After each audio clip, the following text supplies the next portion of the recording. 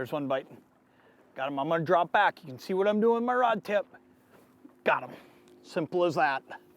Got him hooked up. You know, we're in one of those really neat situations here where we're catching a fair amount of fish on what I think is actually a pretty tough day.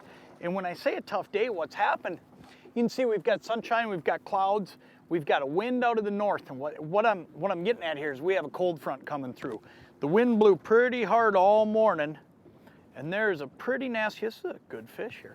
There's a pretty nasty cold front coming through. I mean, you can see how we're dressed today. I'm still in rain pants.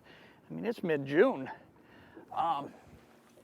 What I want to point out, though, is how we're catching these fish. Here he is right here. Let's get him in the boat, and then we'll talk a little bit about it. I get him. There we go. Get in there. Got him. Let me tell you a little bit about why this fish is biting. If you look at back behind us, most all the boats going through here are actually Lindy rigging.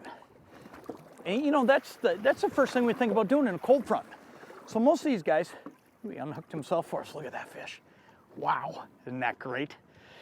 Most of these guys here are all Lindy rigging though. You can look at them all drifting sideways. And you know, the first thought through your head in a cold front is, okay, I gotta slow down. I gotta just hover over the fish. I gotta just be barely moving. Let me tell you something, a lot of times I do the exact opposite, and that's what we're doing here. We're pulling the new Lindy spinner. What that's allowing me to do is cover ground. These fish, like this one, laying right down their belly on the bottom, I'm drawing a reaction bite out of them.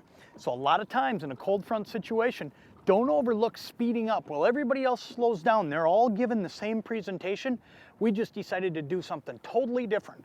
Let's rip right through these boats, give the fish a totally different look. And there's your results right there.